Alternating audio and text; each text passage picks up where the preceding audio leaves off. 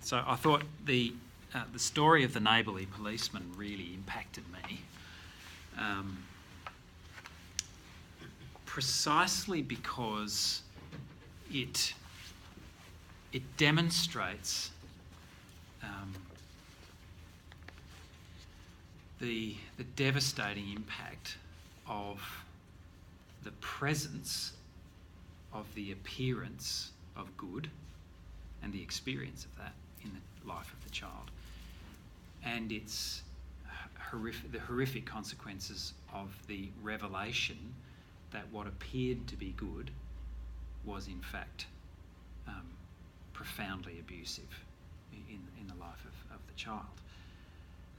And the way the story is written, I just find it heartbreaking, because it's almost like, sometimes you have those dreams where they begin benignly enough, stuff's just happening in your dream, and suddenly something imperceptible shifts, and it's not necessarily even in the narrative, but it's in the quality of one's experience, emotional experience of the dream, and you feel an implicit threat. And I often interpret dreams based on the way I wake up feeling after them rather than the narrative so much. And I felt that quality in this. It was almost like there was this depth of trust that was built, and then suddenly the absence of trust that represents what happened here. So I'll read through it, and just not all of it obviously because we don't have time, but just particularly this first part where we feel the shift, and it might be good for us just to hold that for a moment, even though it's hard. It's really hard. So Karen was the oldest of 6 children. When she was about 5 years old, the man next door started building his house.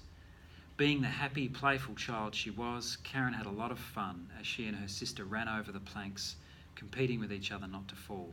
She was allowed to play with the offcuts of wood. She liked to build and play for hours. Karen was glad to get some freedom. Her mum was very strict in the house and had lost lots of army-like rules. The man next door didn't mind mess.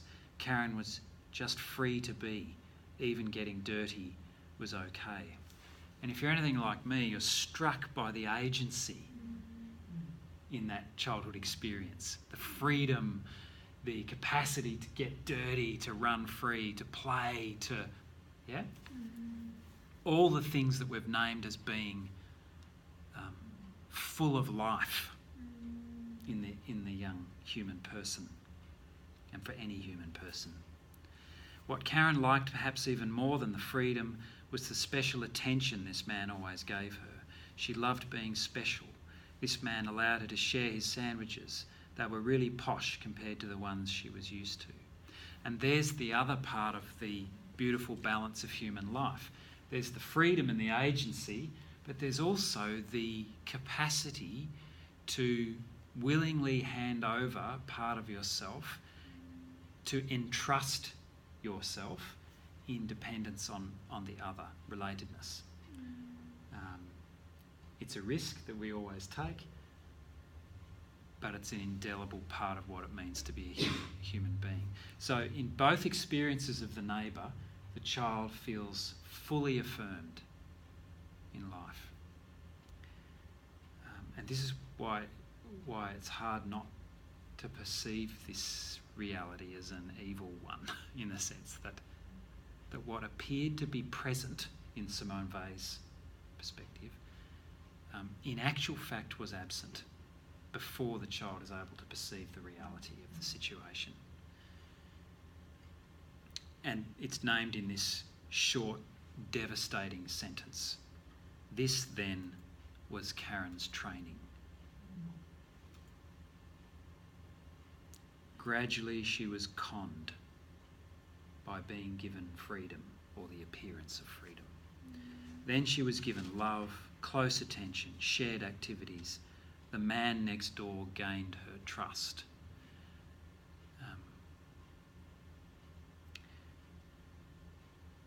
And then the abuse begins. when I read that, and when we read that in light of the conversations we've had today, what are your responses? What are your immediate reflections there? I've given you mine. What are yours? I think so much of it comes down to supervision again. There was that lack of supervision. The girl clearly didn't have parents. They were very involved, and so he thought, oh well, nobody's watching me, I can do what I like. Whereas if there'd been that supervision, that would have possibly prevented it more.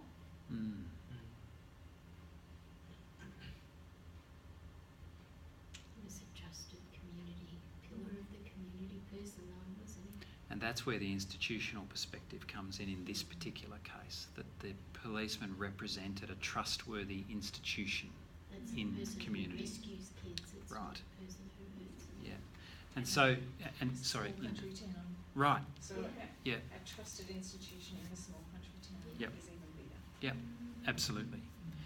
And so in terms of the supervision, you can hear kind of what's going on here, that this man in fact is not only training the child, he's training the parents. He's relying on a community structure that that the parents and the child are operating within. So he's training the town. Everyone's complicit in the situation without intending, well, apart from the policeman, without intending any evil to take place. We know that our children thrive. There you go, our children.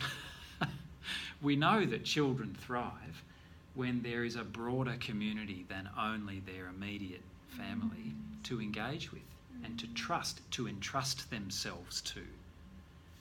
That's what it means to thrive. And we know that many children need freedom. Right. And freedom from supervision in that sense. So yes, the supervision, but also no. Like there's this sense of, hang on, doesn't living human life actually mean getting out from under the supervision of structures and people and so on sometimes as well, which is where, you know, we always run those kinds of risks. But then it shifted and he was supervising her. It was Yeah. daily. He Yeah. would whistle and she would come. So, Yeah. So it started as away from supervision, but then it ended up in exactly Right. that. Yeah, safe supervision, safe trust was displaced by, yeah. So the abuse starts to take place, and he always used a gentle manner to assure her it was okay. As the sexual activities progressed, he told Karen that this was their special secret. No one else must ever know. So remember that list we went through earlier in the quote? We've moved into that place of isolation, silence, disempowerment. He had won the child's trust. As he was the local policeman, he also had the complete trust of her parents. They were totally relaxed about all the time she spent with him. It was as if they knew she was safe, exactly as Karen felt she was safe. The man's word was to be trusted. He was the law enforcer, the protector of children. He was there to uphold the law. And we've run out of time, but you've read the story and we've restated it here, that the first place or the first spiritual movement towards enabling human beings to live fully in the context of institutions is to accept that there is an inherent risk in every occasion. And that's not to become hyper-vigilant. It's just to acknowledge that where human beings relate, there is necessarily risk. And we need to be aware of it in ourselves and in others. And when we bring that perspective, we're starting to listen deeply to one another and to ourselves, which is, of course, as we know, is the core of spiritual care. You can't listen to someone else if you can't listen to yourself. I feel like could probably do a whole unit just on this particular element of abuse and trauma.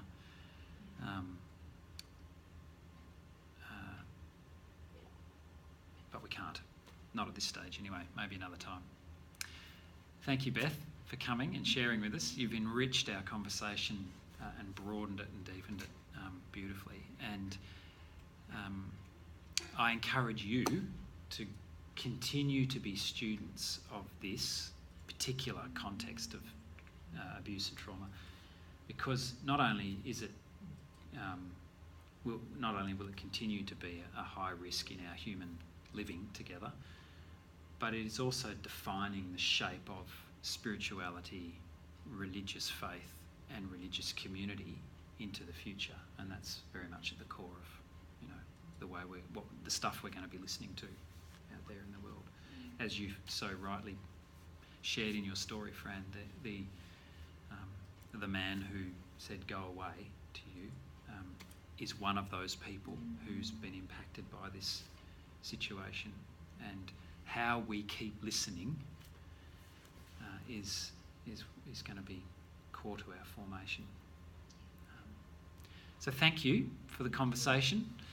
Thank you for the questions. Thank you for the wrestling and the reading and so on. Keep at it. Is there reading for next week? Yep.